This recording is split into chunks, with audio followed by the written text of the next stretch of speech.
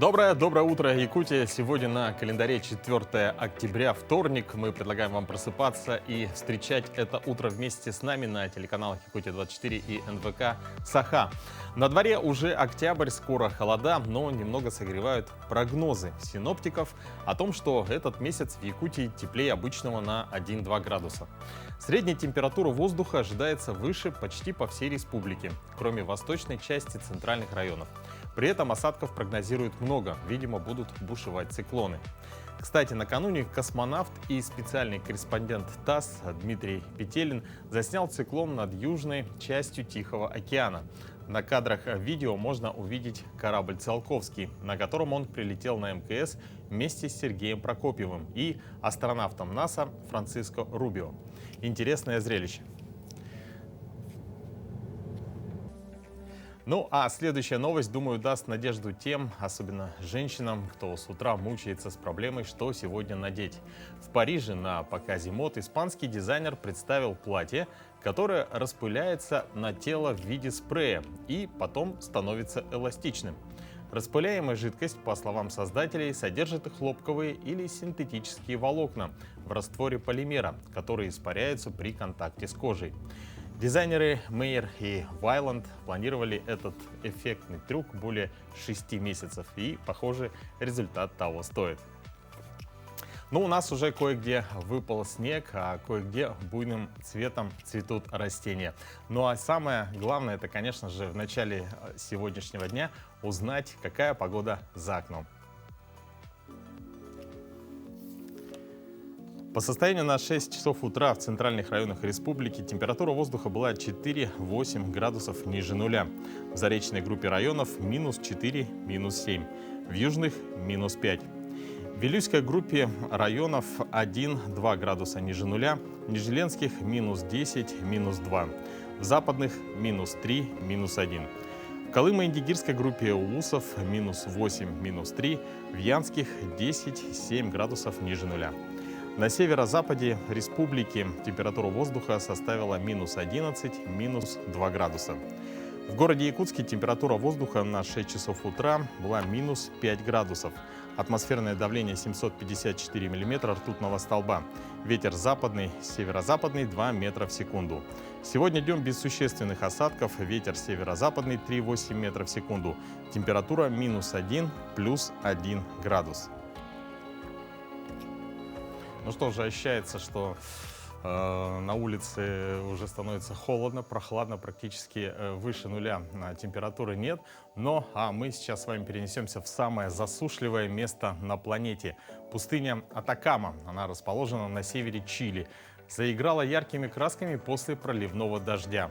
На кадрах, которые вы видите на своих экранах, можно увидеть разноцветное полотно из цветов, которое растянулось на десятки километров в пустыне. Феномен цветущей пустыни происходит после того, как сильные дожди проливаются над местностью из-за выпадения обильных осадков, которые случаются раз в 5-7 лет и значительно превышают норму. Семена начинают быстро прорастать и покрывают безжизненные места разноцветными растениями. В этом году в пустыне выпали редкие интенсивные дожди. По оценкам некоторых экспертов, их количество достигло 80 миллиметров. Во время такого уникального явления в Атакаме прорастает более 200 видов растений. Ожидается, что в ближайшее время в пустыню приедет множество туристов как из Чили, так и других стран, чтобы собственными глазами увидеть редкое природное явление.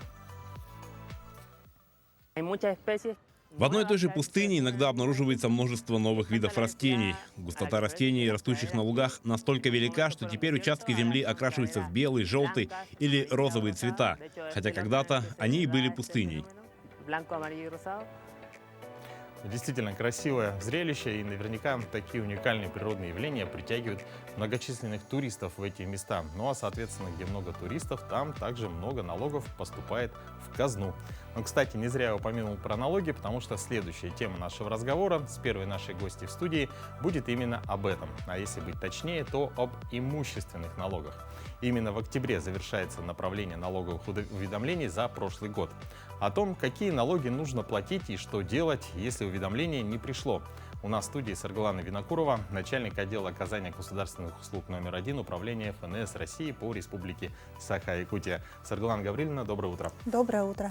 Скажите, давайте вот напомним нашим зрителям, что относится к имущественным налогам. Ну, граждане у нас уплачивают транспортный налог, налог на имущество физических лиц и земельный налог.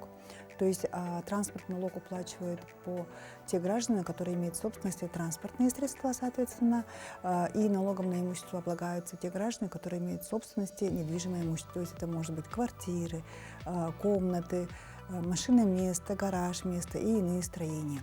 И земельным налогом облагаются те земельные участки, которые принадлежат на праве собственности, на праве пожизненно наследуемого владения. Скажите, вот какие основные изменения произошли в расчете налогов? Ну, у нас основные изменения коснулись транспортного налога, то есть в расчете за 2021 год по тем транспортным средствам, у которых мощность составляет лошадиных сил от 200 до 250, у них повышенные ставки. Если раньше было 30, то сейчас, соответственно, 60. И по тем транспортным средствам, у которых мощность двигателя составляет свыше 250 лошадиных сил, у них ставка стала 120 вместо 60. Также, значит, у нас в перечень льгот по транспортному налогу нынче добавились ветераны боевых действий, проживающие по месту жительства, также, значит, физические лица, проживающие в местах коренных малочисленных народов севера. Помимо этого у нас при расчете за 2021 год, это уже впервые у нас, получается, используется прогрессивная шкала по налогу на доходы физических лиц. То есть если доход гражданина до 5 миллионов облагается по ставке 13%. Разница, получается, она будет облагаться по ставке 15%. То есть от 5 миллионов 13%, соответственно, это 650 тысяч.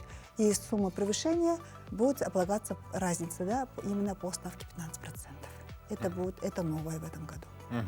А скажите, всем ли рассылается налоговое уведомление? Налоговое уведомление у нас вообще обязанность по исчислению имущественных налогов возложена на налоговые органы. Соответственно, за 30 дней до наступления срока уплаты налоговые органы рассылают налоговое уведомление. То есть те пользователи личного кабинета, они получают налоговое уведомление в своем личном кабинете, а те категории, которые не подключены к личному кабинету, они получают по почте. Соответственно, гражданам рекомендую обратить внимание на свои почтовые ящики и получить, соответственно, налоговое уведомление. А личный кабинет это на госуслугах или это вот? Нет, именно... личный кабинет это непосредственно на нашем официальном сайте www.nalogov.ru. Это интернет-сервис отдельно. И, соответственно, еще есть мобильное приложение «Налоги файл». А скажите, а что делать, если налоговое уведомление, например, не было получено? Ну, вообще есть случаи, когда не получают налоговое уведомление граждане. Это случаи, когда у них предусмотрена налоговая льгота полностью, да, либо у них сумма налога меньше 100 рублей, либо у них применяется налоговый вычет, то есть, соответственно, сумма налога не исчислена.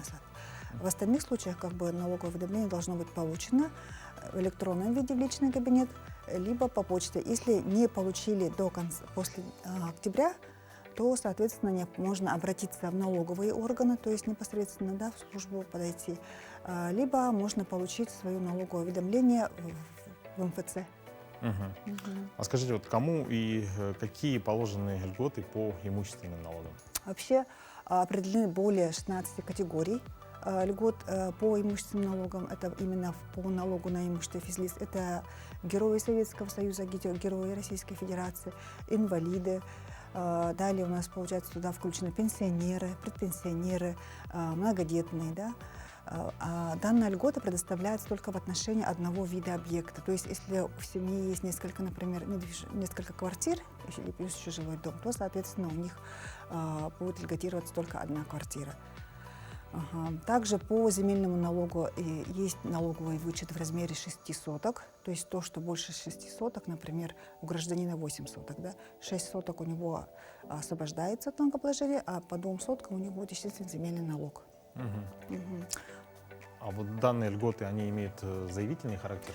Вообще у нас с 2017 года все льготы предоставляются в проактивном формате, то есть человеку нет необходимости ходить в налоговую службу и подавать заявление. Все получается от регистрирующих органов, все сведения.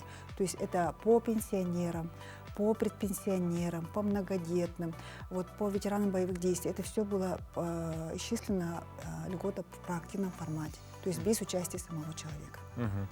Налоги можно ли оплатить через личный кабинет, и многие ли якутяне пользуются? Ну, этим? конечно, да, получается, самый удобный способ – это личный кабинет.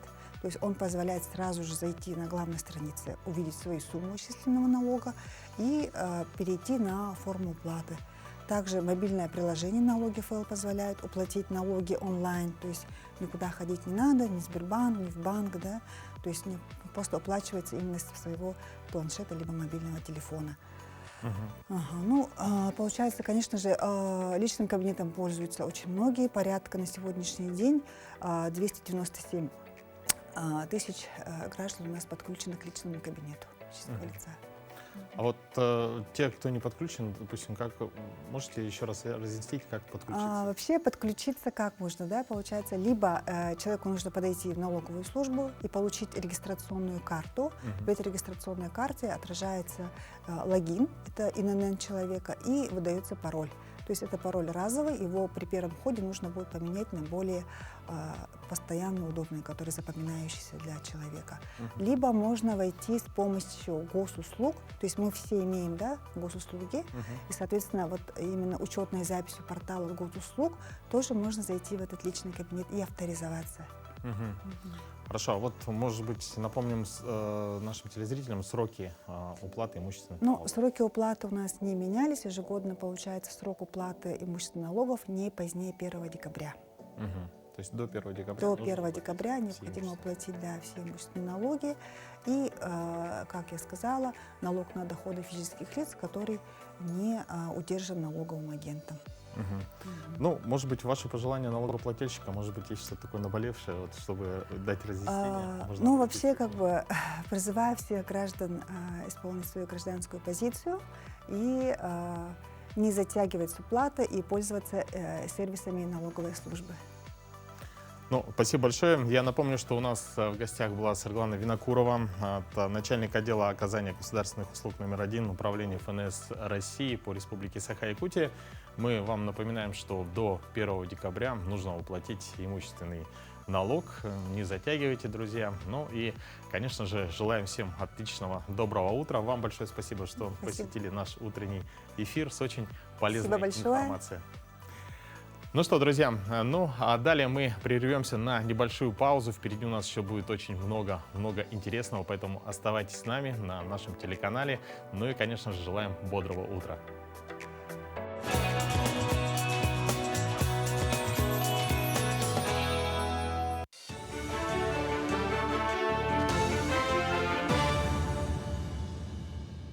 Коллеги, доброе утро. Доброе утро, Якутия. Сейчас блок новостей.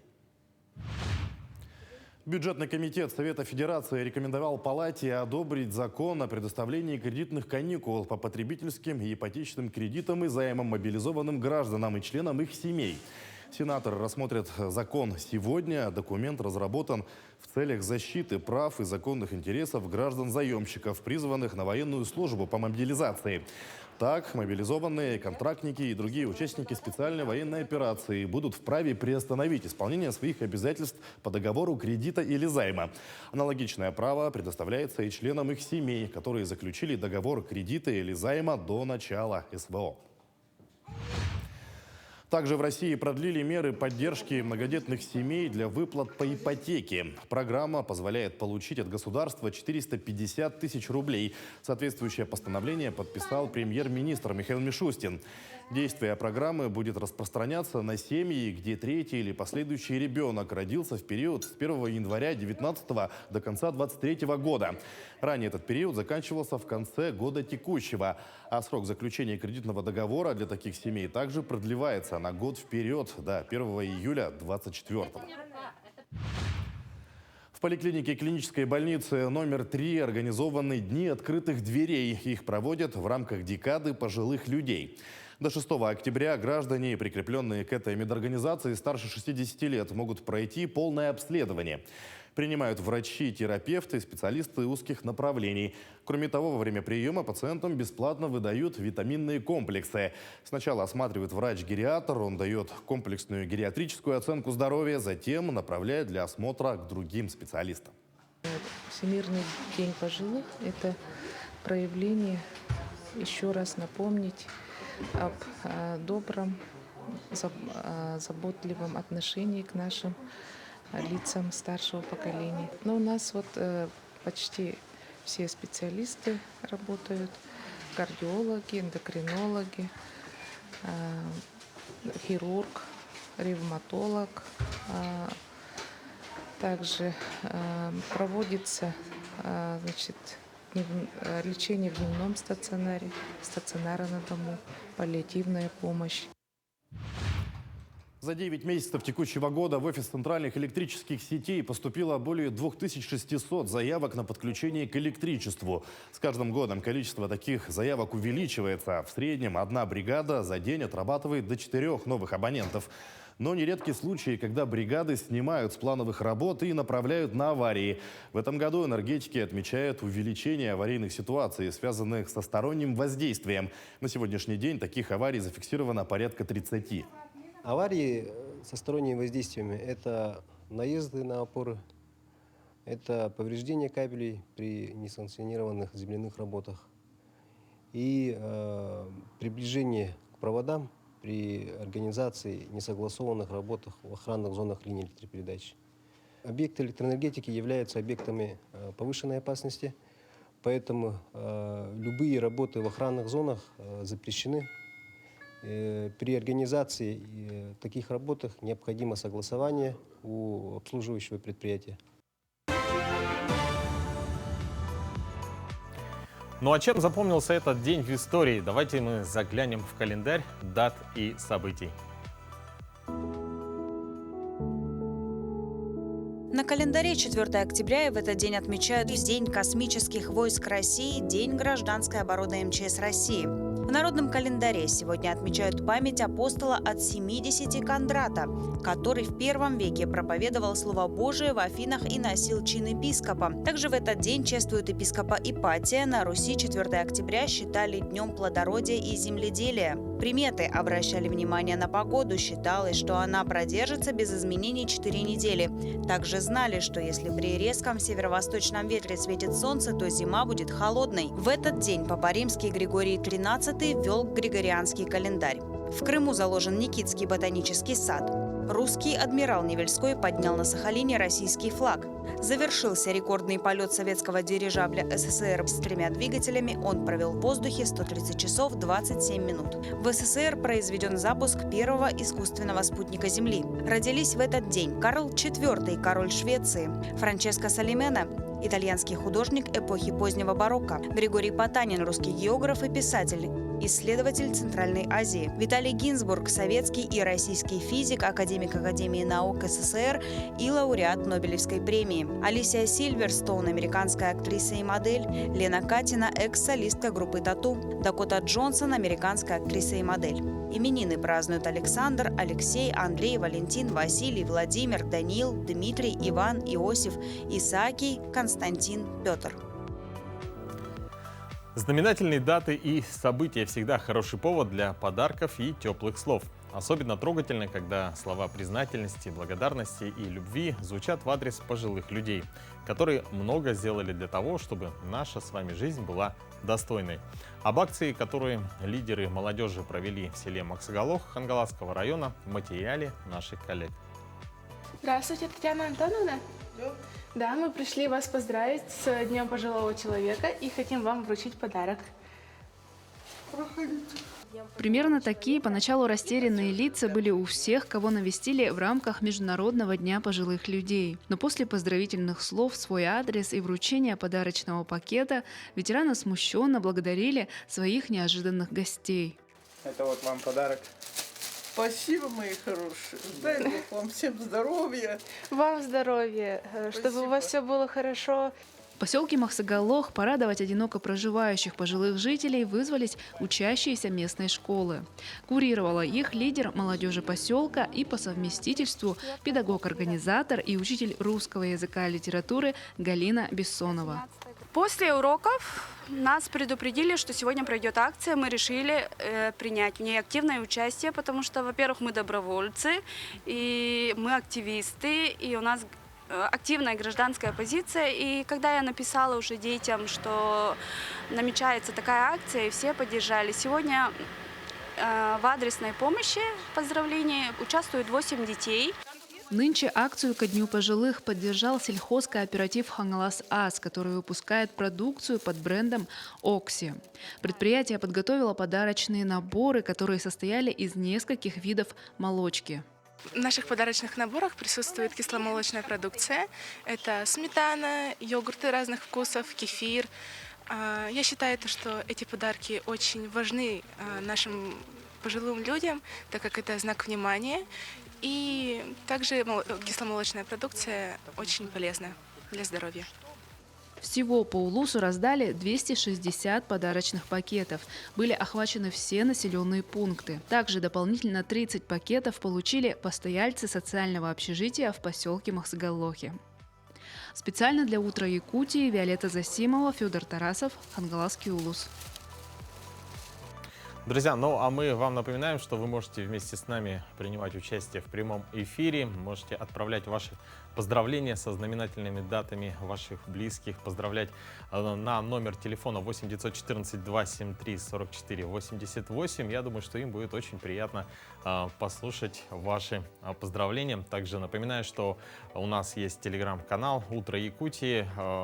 Подписывайтесь, все самые последние новости, анонсы, интересные сюжеты находятся там. Ну и, конечно же, также в телеграм-канал вы можете отправлять ваши поздравления. Ну а мы продолжаем, и чтобы быть в форме в любом возрасте, надо быть физически активным. А бывает, что проблемы с позвоночником и опорно-двигательным аппаратом не позволяют быть таковыми даже молодым. Что делать, если обычная утренняя гимнастика не помогает с утра привести организм в тонус? Моя коллега Дарья Анкехова побывала в месте, где справляются даже с самыми запущенными состояниями. Кинезитерапия в переводе с греческого означает «лечение движением». К сожалению, слово «нагрузка» и «тренажер» вводят в шок людей с острой болью. Ни одно лекарство не способно восстановить здоровую двигательную функцию человеческого тела.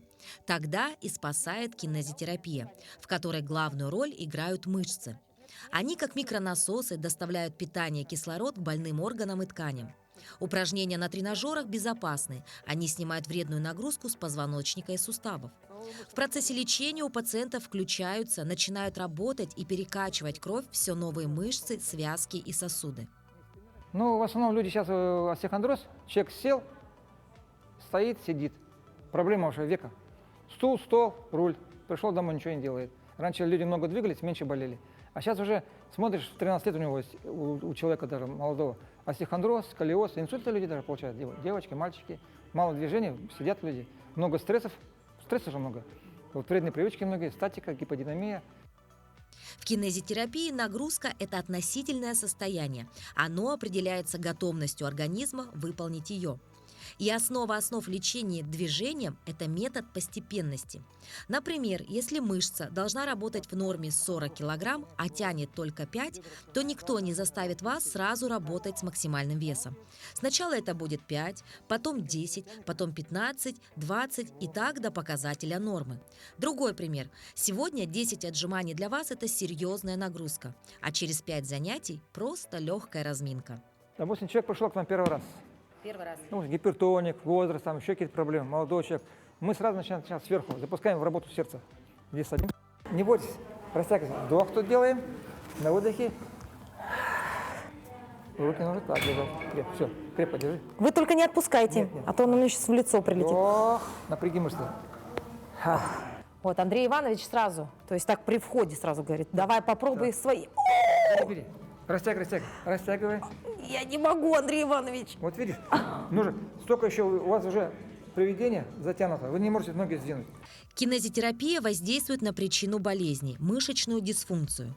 Это метод восстановления организма, а не устранения последствий. Для занятия кинезитерапией характерен широкий возрастной диапазон и минимум противопоказаний. Мышцы и сосуды восстанавливаются в любом возрасте. Выполнять упражнения на тренажерах могут даже пациенты с запущенной стадией болезни. Я чувствовать стала намного лучше. У меня прибавилось силы.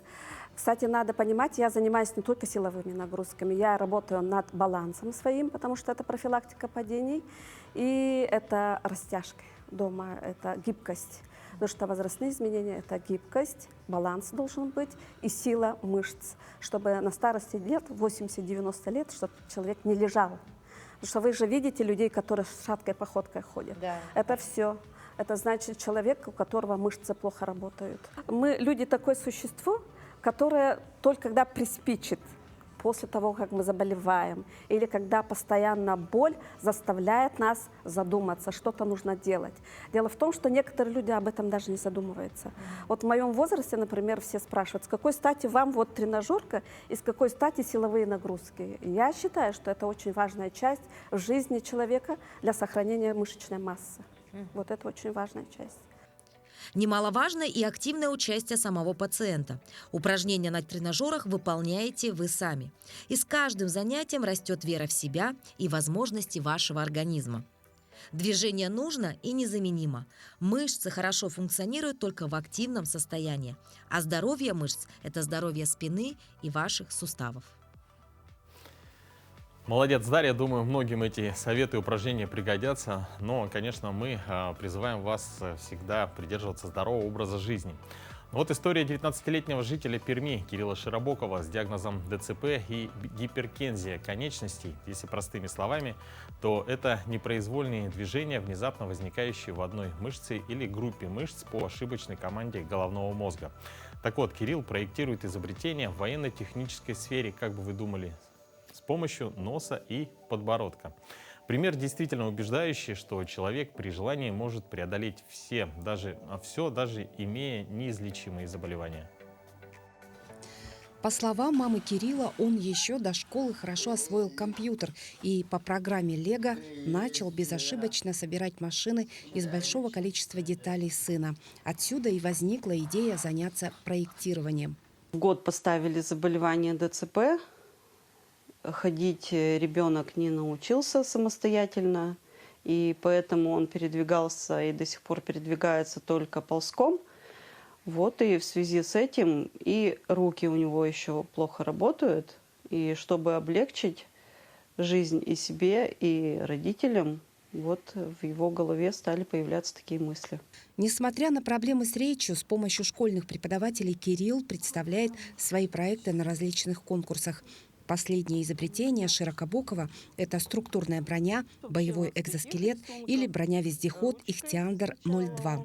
Главное преимущество и отличие от других подобных изделий – работа на угольных таблетках, а не от электричества. Молодой изобретатель рассказал о функциях экзоскелета. Я занимаюсь проектированием своих изобретений. В данный момент это военный экзоскелет. Молодой человек хочет создать прототип экзоскелета, но для этого нужна команда специалистов и средства. Поэтому молодой человек находится в поисках спонсора. Благодаря проектированию изобретатель мечтает сделать операцию в Москве, которая восстановит функциональную работу конечностей, а также помочь другим людям с диагнозом ДЦП. Говорят, не бывает безвыходных ситуаций, и история этого парня тому подтверждением. Ну а если трудно, тревожно, мучают вопросы, за ответами мы советуем обращаться к истории или к великим произведениям классиков. Сегодня в рубрике «Книжная полка» очередная рекомендация от юной читательницы Национальной библиотеки.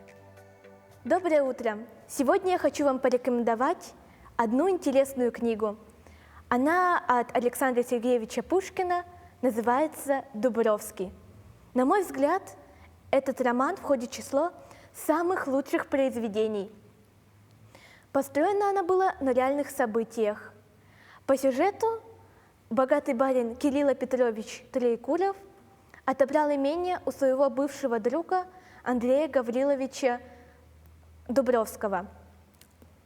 Принял такое решение из-за ссоры, произошедшей в псарне. Андрей Гаврилович после этого начал сильно хворать, поэтому он приказал написать письмо его сыну Владимиру Дубровскому. Тот сразу же приехал, как только узнал о состоянии отца. Тем временем Троекурева пожирала совесть. Он пришел помириться со своим бывшим другом, но Андрей Гаврилович не выдержал. Это сильно сказалось на Владимире. Одна мысль о том, что место, где он вырос, где жили и погибли его родители, достанется кому-то другому, наводила ужас. Он пришел к нелегкому решению. Если мы не смогли защитить Кистеневку, и она все же отправится в руки другому, то пусть и он не почувствует услады победы. Кистеневка была сожжена по инициативе Владимира. Он долго вынашивал план. Он жаждал мести, продумывал все до малейших деталей. Параллельно он занимался грабежом, грабил баринов. Занимался он этим до тех пор, пока не встретил Марию, дочь его заклятого врага. Ради нее он был готов на все.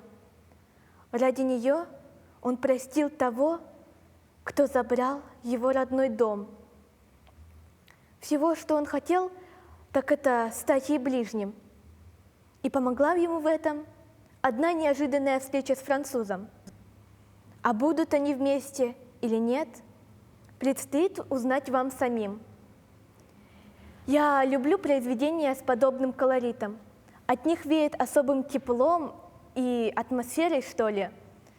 Чувствую себя кем-то невидимым, но при этом значимым, будто говоришь с самим автором. Я очень советую это произведение. Незабываемая классика.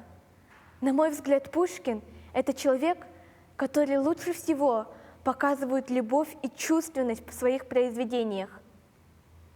Сейчас я порекомендовала лишь одно произведение из множества других. Возможно, именно в этом месте вы найдете свою судьбу из мира книг. Доброе утро всем тем, кто только присоединился к нашему эфиру. Я думаю, что многие сейчас наверняка пьют утренний чай или кофе. А вы знаете, откуда и когда в Россию пришла традиция употребления кофе и как правильно произносится название разновидности напитка с молоком? Если не знаете, то полезно будет посмотреть нашу рубрику «Говорим правильно». Доброе утро, дорогие телезрители!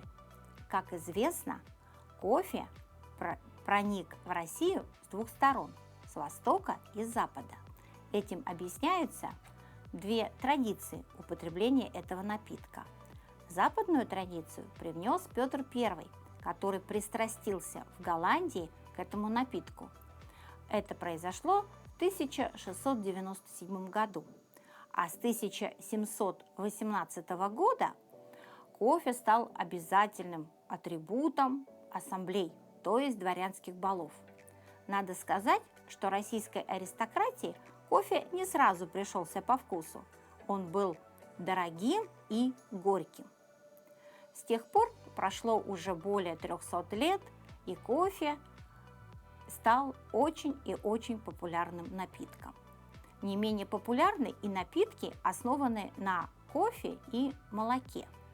Названия этих напитков, как правило, иностранные и вызывают затруднения. Например, латте. Латте – это напиток на основе молока и крепкого черного кофе. Надо сказать, что латте образовалось от итальянского слова латте – молоко. И долгое время это слово не было, скажем так, узаконено в русском языке, потому что оно было новым. Однако оно появилось в словаре Лопатина орфографическом и уже требует определенного произношения и написания. Оно стало нормированным, кодифицированным. Итак, в слове «латте» ударение всегда падает на первый слог – латте. Более того, в этом слове есть удвоенные согласные «т», которые нужно произносить твердо – латте. Давайте говорить правильно. Всего доброго! Да, действительно, с ударениями в русском языке часто возникают трудности, особенно когда на этом заостряют внимание. Вот, к примеру, как мне правильно прочитать следующее сообщение на белую медведицу или белую медведицу?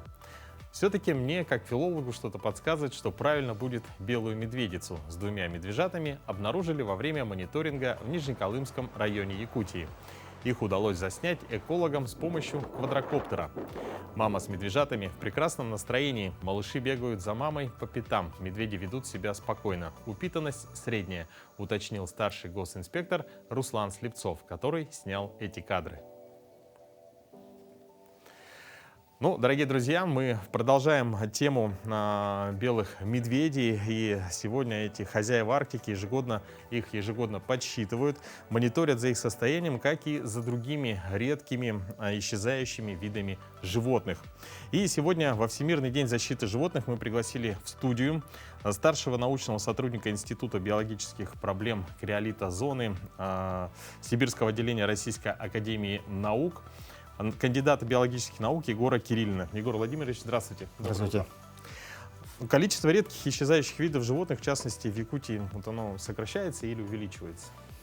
Ну, в Красной книге Республики Саха-Якутия в издательстве 2003 года там числится 112 видов. А в новом издании 2019 года там уже 134. Вот, поэтому уже цифра на 20 вида животных она, получается, пополнилась. Пополнилась? Да. А как думаете, с чем это связано? Ну, за счет новых видов, это, допустим, бизонов, цыбык, ну и за счет сокращения некоторых видов в численности. Вот. Ну, в эту книгу входят не только животные млекопитающие, там и птицы, насекомые, и животные. То есть может быть так, что обнаружили или завезли новый вид, либо какой-то вид вот был как бы популяция, а потом уже начал сокращаться. А в таких случаях что больше виноват? Вот человеческий фактор все-таки или какие-то природные? Ну, здесь системно, я так думаю, потому что человек, конечно, и антропогенный фактор, а также вот, климатические какие-то факторы, потому что многие, наверное, заметили вот, последние 3 года уже то ли жара, то ли холод, морозы такие. Ну, климат, в общем, влияет. И у каждого вида животного есть цикличность. Допустим, у зайца это 11 лет. Бывают пики высокой численности, потом, естественно, они сокращаются. Вот этот промежуток составляет примерно 11 лет. Ну и у каждого вида у него своя цикличность. Скажите, вот как ведется мониторинг за белыми медведями? Да, вот мы сейчас видим вот эти замечательные кадры. И меняется ли в последние годы их среда обитания? Да, мониторинг ведут дирекции биологических ресурсов.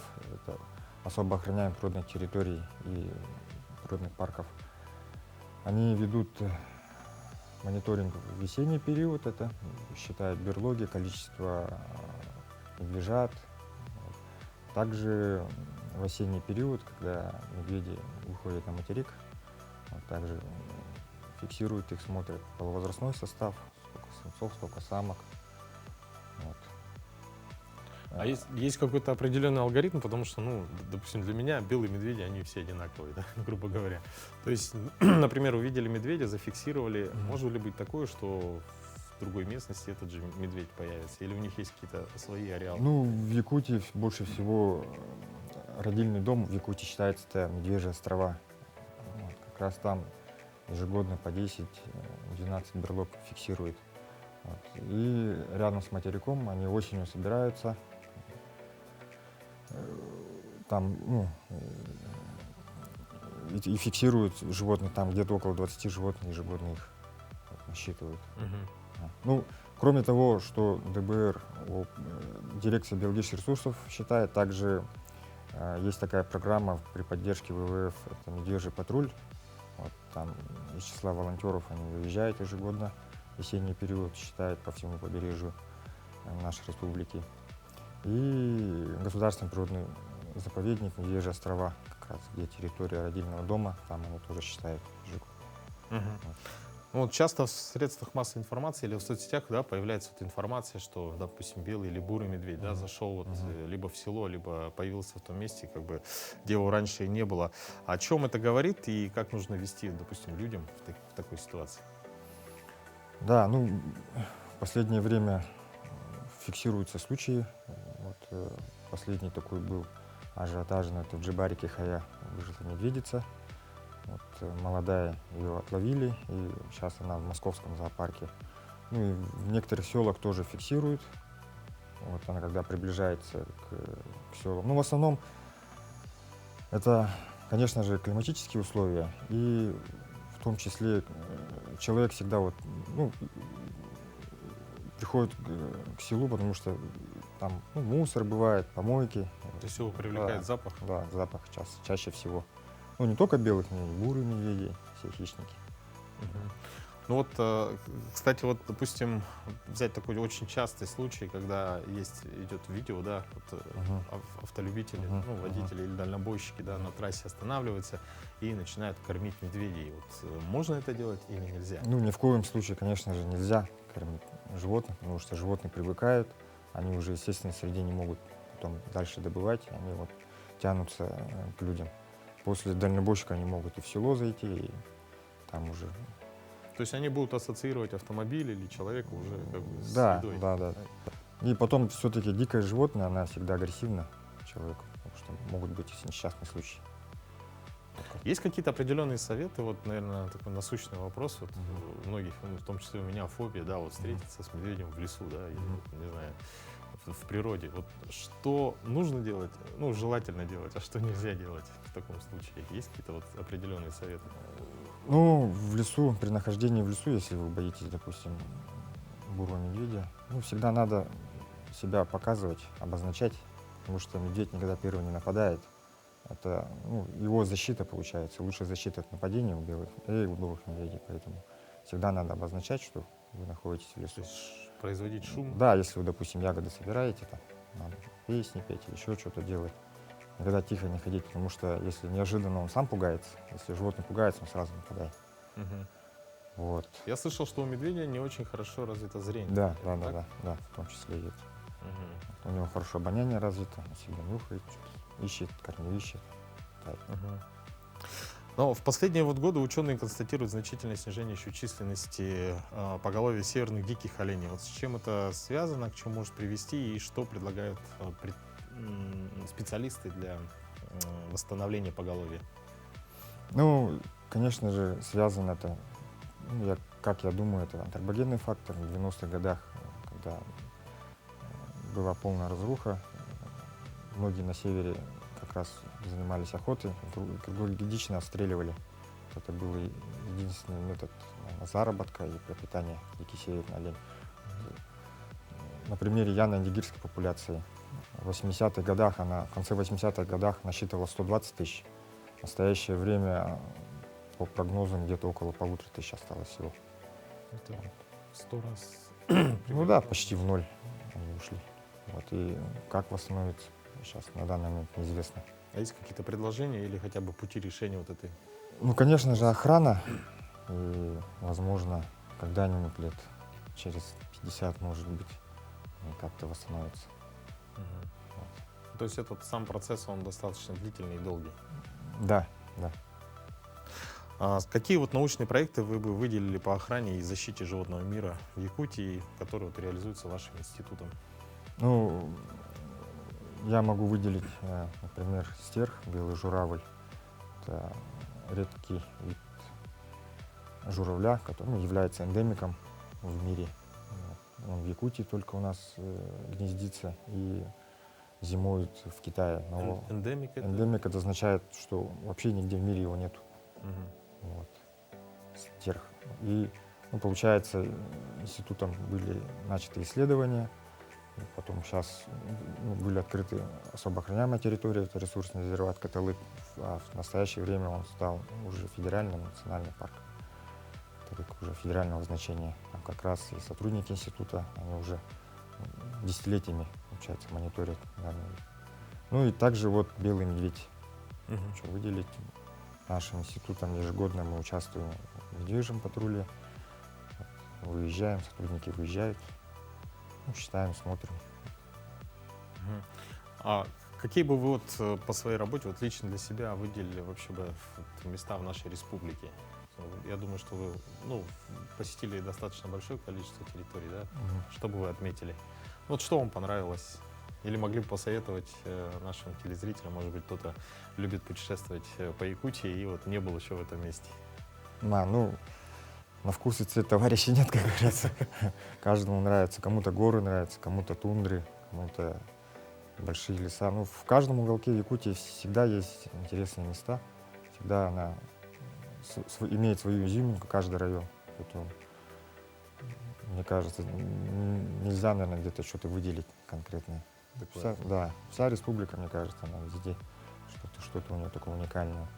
Ну, тундры, допустим, просторы, горы у нас тоже такие высокие, красивые. Южная Якутия такие красивые сосны, допустим, я там видел. Везде все интересно. Действительно, я с вами соглашусь, потому что я тоже так вот сейчас думаю, вот, чтобы прямо конкретно можно было выделить у нас в республике. Все очень красиво. Самое главное, друзья, я бы хотел обратиться к нашим телезрителям. Я думаю, вы меня поддержите. Это защищать свою природу. Ну, конечно же, не мусорить, забирать обязательно мусор с собой из природы. И, казалось бы, простая вещь, но этим самым вы сохраняете природу и передаете ее нашим потомкам и, конечно же, сохраняете животный мир. Но вам большое спасибо. Спасибо. Егор, большое спасибо за то, что нас посетили, рассказали про природу на Якутии. Ну, а мы продолжаем, дорогие друзья. И сейчас хотелось бы передать слово нашим коллегам из информационной службы.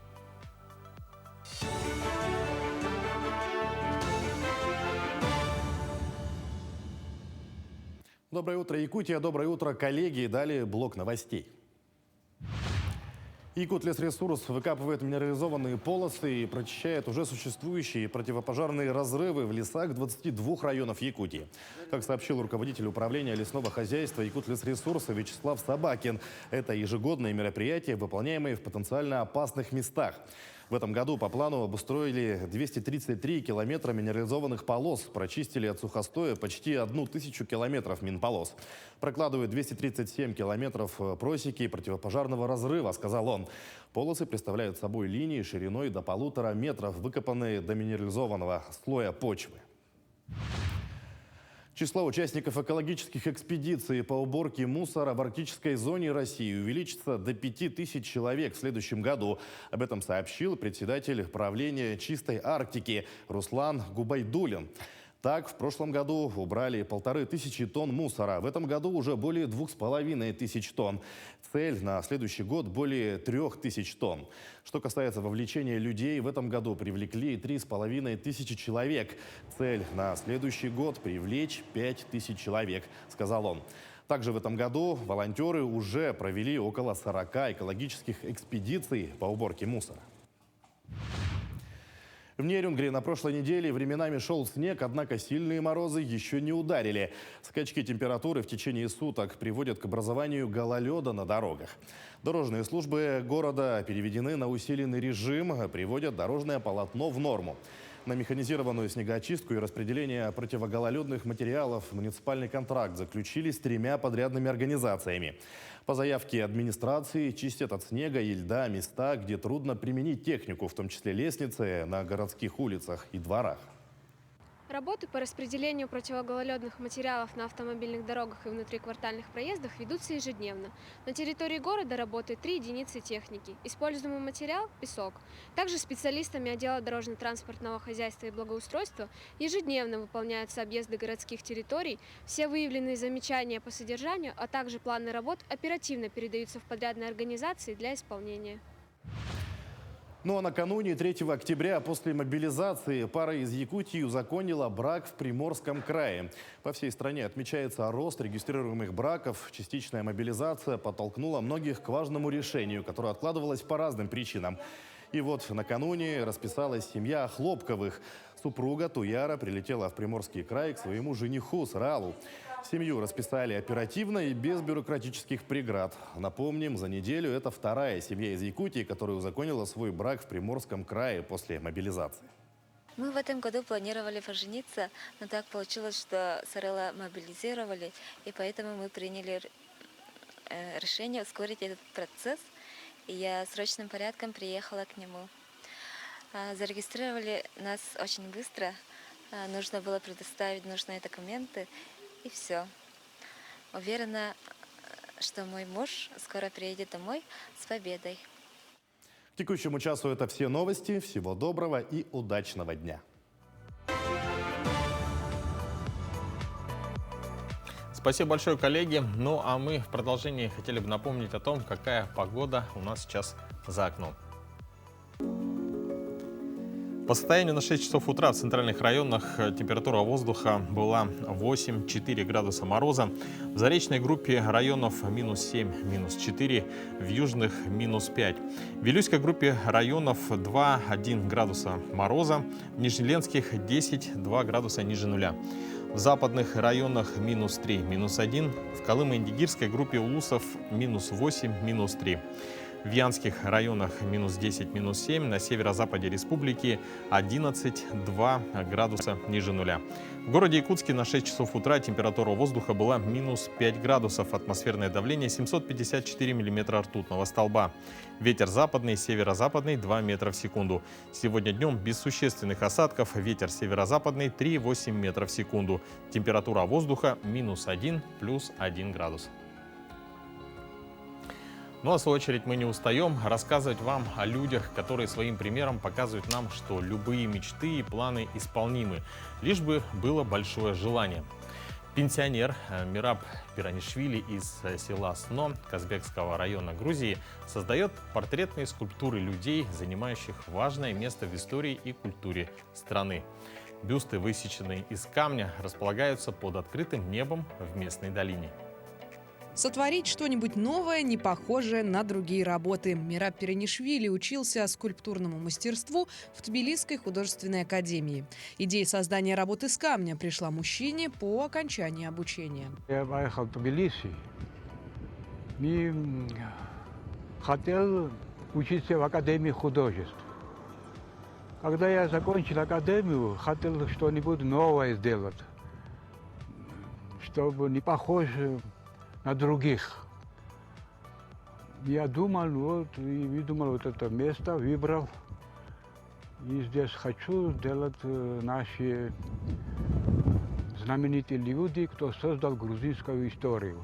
Чаще всего скульптор использует гранит для создания своих работ, объясняя выбор долговечностью материала. Недавно Пиранишвили также опробовал новый материал кварц.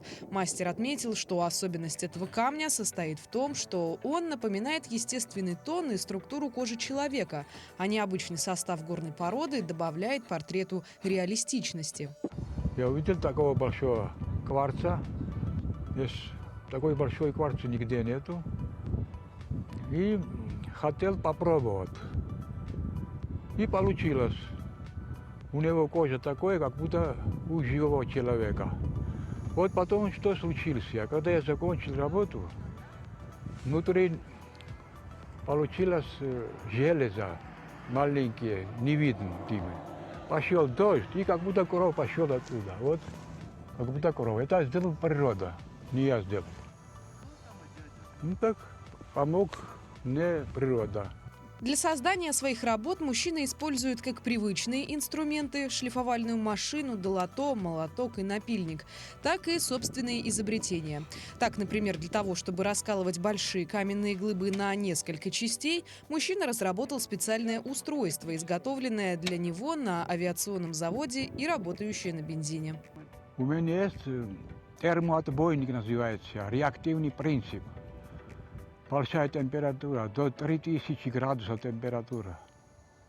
И быстро делает очень. С этим я работаю. А мелкие что-нибудь есть, болгарка и рукой делаю. Потом это уже легко. На данный момент в коллекции Пиранишвили уже 10 авторских портретов, среди которых можно увидеть скульптуры поэта Шоты Руставели, писателя Важи Пшавела и епископа Грузинской православной церкви Илии II. Скульптор поделился, что хотел бы сделать еще больше бюстов, но пока ему не хватает специализированной техники, которая облегчила бы работу с большими камнями. Друзья, будьте как герои сегодняшнего нашего эфира, творческими, целеустремленными, несмотря на трудности и проблемы, не теряйте оптимизма, ведь каким будет наше настроение, зависит только от нас самих. Мы желаем вам хорошего рабочего дня, а завтра мы снова встретимся, чтобы сказать вам доброе утро. И завтра, как всегда, вас ждет много полезного, нужного, любопытного и актуального в нашем эфире. Поздравляйте с Днем Учителя, ваших любимых педагогов, ведь завтра, 5 октября, в России отмечается День Учителя.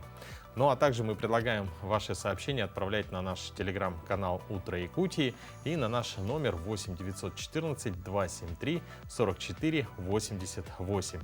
Ну а завтра мы ждем в нашей студии учителя математики городской классической гимназии Павла Караульного и артистов из Республики Коми. Они приехали с гастролями в город Якутск. Так что, друзья, не пропустите, смотрите нас завтра в это же время на каналах Якутия-24, НВК Саха. Ну и, конечно, мы желаем вам по традиции самого отличного, бодрого утра и продуктивного рабочего дня. До новых встреч в эфире, дорогие друзья. Отличного настроения.